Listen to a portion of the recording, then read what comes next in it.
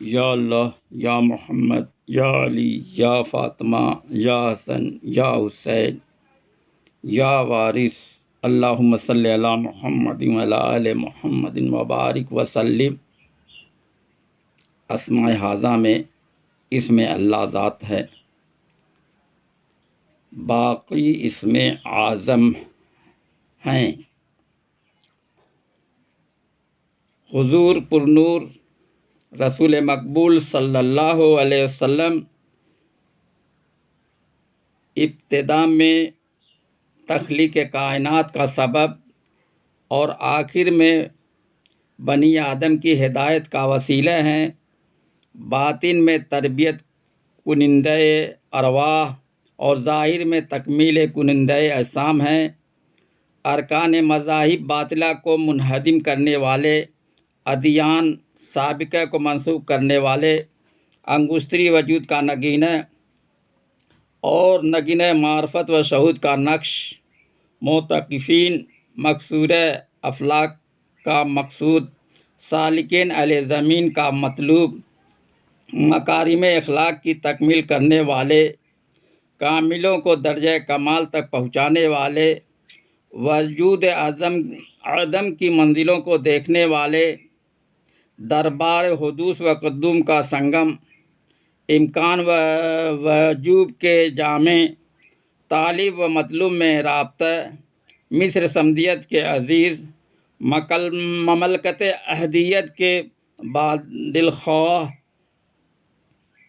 حقیقت فردانیت کے مظہر، صورت رحمانیت کے جلوہ، عالم لاہوت کے راز سربستہ، خزانہ جبروت سے واقف، ارواح ملکوتیہ کو تر و تازگی بخشنے والے اور اجسام ناسوت کو رونق دینے والے، خط ولایت کے رہنما، دائرہ نبوت کی انتہا، رحمت عالم، عقل اول، ترجمان ازل، جملہ انوار کے نور، سر تاپا راہنمائے سبل، سید رسول، روشن تر نور، برگزیدہ راز حق، خدا کے محبوب، سب سے زیادہ برگزیدہ، حضور محمد صلی اللہ علیہ وسلم۔ اہل بیت میں حضور سرور عالم صلی اللہ علیہ وسلم جلوہ گر ہیں، جس طرح چاند میں آفتاب کا نور ہے، ازل سے ابد تک اس کا ظہور ہے، کیونکہ یہ نور جاویدانی ہے۔ تمام عالم نور کمال محمدی کا مظہر ہے، آدم حسن و جمال محمدی کا نمونہ ہیں۔ حضرت امام حسین علیہ السلام ہمارے آقا و مولا حضور صلی اللہ علیہ وسلم کے لال ہیں، لختے جگر ہیں، نور نظر ہیں، جو ان کا ہے وہ حضور کا ہے، جو ان کا نہیں اس کا کہیں ٹھکانہ نہیں۔ ان کی محبت ایمان کی جان ہے، جس کو نبی کا دامن چھوڑنا ہو اور ایمان سے ہاتھ دھونا ہو، وہ عباسی کی اور مخالفین اہل بیت کی سنے۔ جمہور کو اہل بیت سے ایسی ہی ایمان افروز عقیدت و محبت و شائستگی و گرویدگی ہے، جس کی بنا پر ان کو اہل بیت اطہار کے خلاف ایک حرف بھی سننے کی تاب نہیں ہے، اور اس قسم کی تمام باتوں کو ایمان کی موت سمجھتے ہیں۔ اب تک مسلمانوں کی دیندار نسل اسی عقیدے کی ہے۔ یہ ایمانی پختگی اور اہل بیت ارشاد سے یہ عقیدت نتیجہ ہے اس اگلے اہل دل علماء حقانی کی ایمان افروز تقریریں اور تحریروں کا، جن کا اثر تاثیر نے دلوں میں محبت اہل بیت کی ایسی روح پھونکی ہے کہ گویا کانوں میں حضور انور صلی اللہ علیہ وسلم کی یہ آواز برابر آ رہی ہے۔ اہل بیت اطہار کی عظمت گرانے اور ان کی محبت مٹانے کے لیے جو ایمان سور لٹریچر ملک میں کبھی کبھی شائع ہو جاتا ہے، ڈر ہے کہ کجی سمجھ کے لوگ ان کے شکار نہ ہو جائیں، اور جب کہ اہل دل علماء روز بروز کم ہوتے جا رہے ہیں۔ بڑا اندیشہ ہے کہ ایسے لٹریچر کو پڑھ کر آنے والی نسل خارجی مزاج اور ناصبی طبیعت نہ بن جائے۔ بنی امیہ اور خوارج نے جب اہل بیت اطہار کے خلاف ایمان سوز پروپیگنڈے پھیلانے شروع کیے اور سیدنا حضرت علی کرم اللہ وجہہ کو گالی دینے اور ان پر لعنت کرنے کی مہم شروع کی، تو اس ایمان سوز فتنہ کو ناکام بنانے کے لیے صحابہ اکرام، تابعین عظام اور راویان حدیث نے اہل بیت اطہار خصوصاً سیدنا علی مرتضیٰ علیہ السلام کے فضائل و مناقب کی آیتوں اور حدیثوں کو سنانا اور پھیلانا شروع کیا، اور یہ کام اس جوش و خروش سے ہوا کہ ان قدوسیوں کے فضائل و مناقب کا بہت بڑا دفتر تیار ہو گیا۔ ان بزرگوں کی یہ مقدس کوشش اتنی کامیاب ہوئی کہ ہر مسلمان خود بخود سمجھنے لگا کہ بنی امیہ اور خوارج جو کچھ بول رہے ہیں وہ سر سے پیر تک ناپاک پروپیگنڈے ہے۔ حضور اکرم سید عالم صلی اللہ علیہ وسلم کے حقوق کے آداب کی رعایت میں قرآن کریم کی آیتیں بکثرت موجود ہیں، جن میں آداب نبوت کی رعایت کی طرف سے اشارت ہے۔ چنانچہ اللہ عز و جل نے قرآن میں فرمایا ہے، جس کا ترجمہ پیش ہے، تاکہ تم اللہ اور اس کے رسول پر ایمان لاؤ اور اس کے رسول کی تعظیم و توقیر کرو۔ اے ایمان والو، اللہ اور اس کے رسول سے آگے نہ بڑھو۔ اے ایمان والو، اپنی آوازوں کو نبی کی آواز سے اونچا نہ کرو۔ رسول کے پکارنے کو اپنے درمیان اپنے ایک دوسرے کے پکارنے کی مانند نہ بناؤ۔ آداب بارگاہ رسالت میں سے ایک یہ ہے کہ حضور صلی اللہ علیہ وسلم کی آواز مبارک پر کسی کی آواز بلند نہ ہو، جیسا کہ لوگ ایک دوسرے کے ساتھ چیختے چلاتے ہیں یا جس طرح ایک دوسرے کو آواز دیتے ہیں اور نام لے کر پکارتے ہیں، بلکہ اس بارگاہ کی تعظیم و توقیر کرو اور عرض کرو، یا رسول اللہ، یا نبی اللہ۔ یا آیت کریمہ بنی تمیم کے وفد یا کسی اور کے بارے میں نازل ہوئی، جنہوں نے حضور اکرم صلی اللہ علیہ وسلم کے در اقدس پر کھڑے ہو کر پکارا تھا،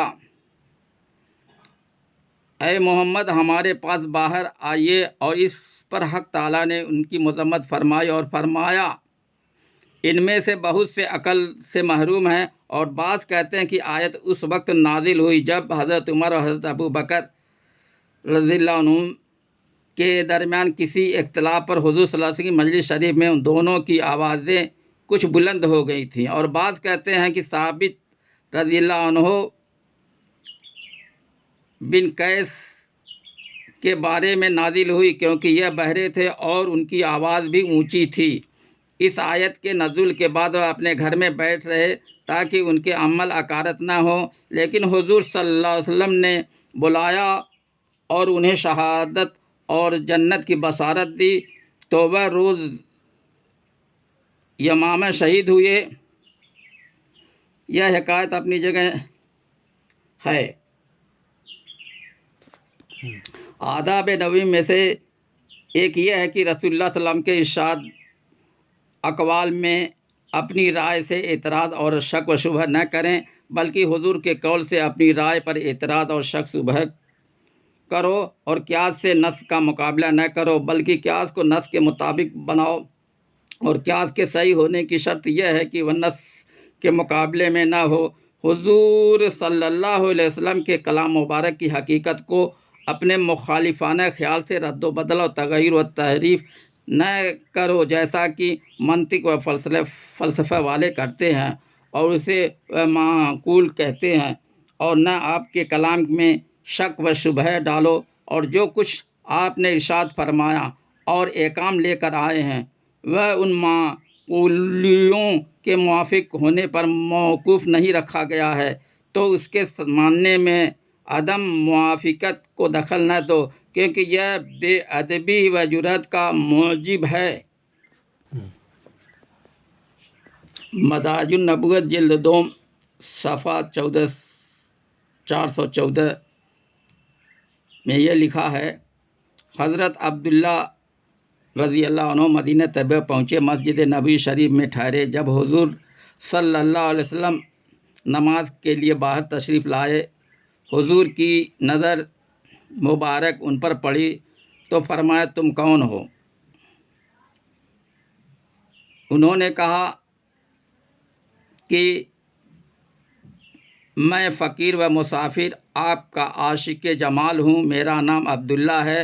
حضور صلی اللہ علیہ وسلم نے فرمایا، تمہارا نام عبداللہ اور تمہارا لقب ذوالبجاد ہے، ہمارے کاشان اقدس کے قریب ہمارے پاس رہو۔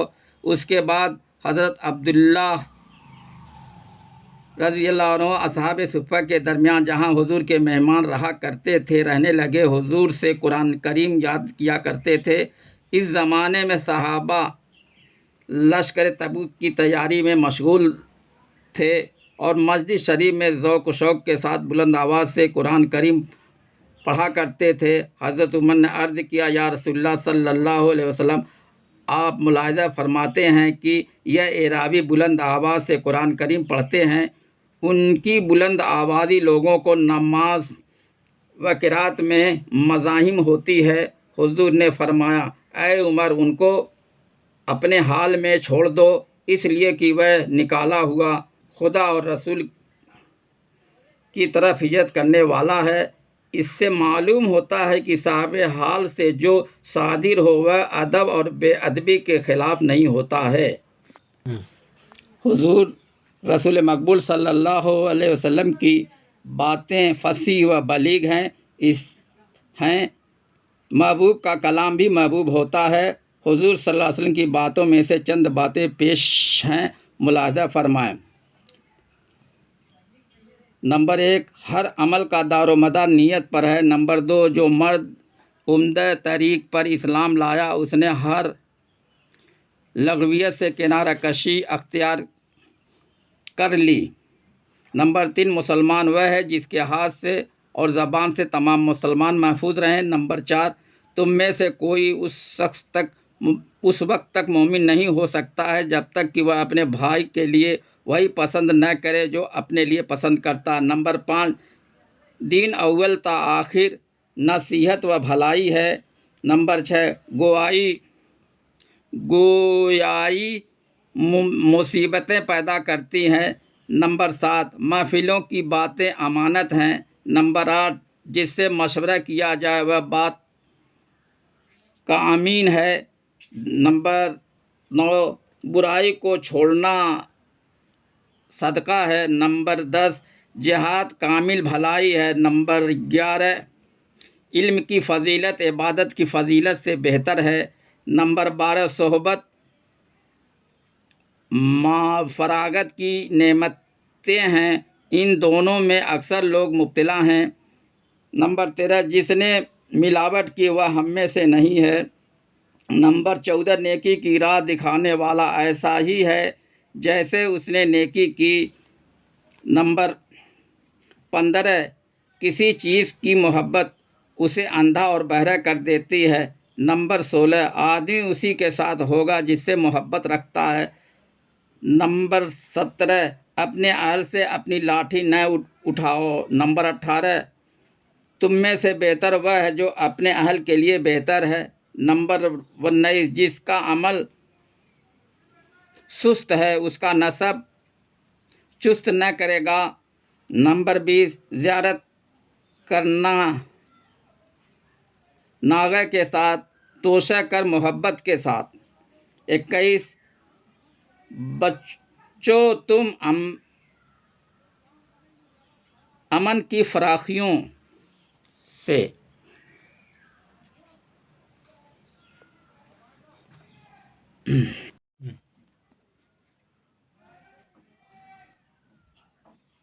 بائیس، ہرگز نہیں چاہتا کہ دینداری مگر وہ اس پر غالب ہوتا ہے۔ 23، جو اپنے نفس کو دیندار بنا کر تھیلی تیار کرے و عمل کرے موت کے بعد کے لیے۔ 24 فاجر وہ ہے جو اپنی خواہشات کی پیروی کرے۔ 25 لوگوں کا غالب ہونا شدید نہیں، البتہ اپنے نفس کا غالب ہونا شدید ہے۔ 26 حمد و ثنا کرنا مومن کی بہار ہے۔ 27 قناعت ایسا خزانہ ہے جو کبھی ناپید نہیں ہوتا۔ 28 خرچ میں میانہ روی نصف معیشت ہے۔ 29 لوگوں سے محبت کا برتاؤ کرنا آدھی عقل مندی ہے۔ 30 عمدہ طریق سے پوچھنا آدھا علم ہے۔ 31 تدبیر کے مانند عقل نہیں ہے۔ 32 زبان روکنے کے مانند پارسائی نہیں ہے۔ 33 خواہش سے اخلاقی کے مانند محبت نہیں ہے۔ 34 رضایت غیر طبعی ہے۔ 35 ایمان حفاظت ہے۔ 36 جو امانت دار نہیں وہ ایماندار نہیں۔ 37 جو عہد کو پورا نہ کرے وہ دیندار نہیں۔ 38 آدمی کی خوبصورتی اس کی زبان کی فصاحت ہے۔ 39 جہالت سے بڑھ کر سخت محتاجی نہیں۔ 40 عقل سے پیاری تونگری نہیں۔ 41 کسی چیز کو کسی چیز سے جمع کرنا علم کو علم سے زیادہ اچھا نہیں۔ 42 دنیا میں مثل مسافر یا راہ چلنے کے مانند رہو اور اپنے آپ کو صاحب توقیر شمار کرو۔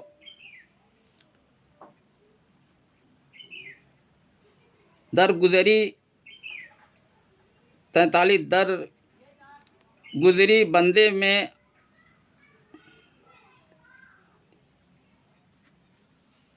درگزری بندے میں عزت کو بڑھاتی ہے۔ 44 نگوساری درجے کی بلندی ہی کو زیادہ کرتی ہے۔ 45 صدقہ دینے سے مال کم نہیں ہوتا ہے۔ 46 نیکی کا خزانہ مصائب کے چھپانے میں ہے۔ 47 اپنے بھائی کو شرمسار نہ کرو، کہیں خدا تمہاری گرفت نہ کرے اور تمہیں بھی اس میں آلودہ کر دے۔ ورثہ دار مصطفیٰ حضرت سید وارث علی شاہ اعظم اللہ ذکرہ نے فرمایا، زبانی پڑھنا لکھنا اور ہے اور دل سے محبت اور ہے۔ زبانی پڑھنے لکھنے سے کچھ نہیں ہوتا، محبت عجیب چیز ہے۔ اور فرمایا، مذہب عشق میں کفر اسلام ہے اور محبت میں کفر اسلام سے غرض نہیں، اس میں شریعت کو کچھ دخل نہیں ہے۔ اور فرمایا، حضرت موسیٰ علیہ السلام نے اس چرواہے کو اپنی شریعت کی روح سے منع کیا تھا، سو ناپسندیدہ ہوا اور اس کا وہی خلاف شرع کرنا پسند ہوا، اس کو دل سے تعلق ہے۔ اور فرمایا، لا الہ الا اللہ، زبانی کہنا اور ضرب لگانا اور بات ہے، بے دیکھے کسی چیز کا خیال محال ہے، دیکھ کے عاشق ہونا ممکن ہے، اور جب کوئی کسی کا عاشق ہوتا ہے تو اس کی کوئی سانس معشوق کی یاد سے خالی نہیں جاتی۔ عاشق کی سانس بلا کسب و ذکر عبادت ہے، عاشق غافل نہیں سمجھا جا سکتا، عاشق کی یہی نماز ہے اور یہی روزہ ہے۔ اور فرمایا، محبت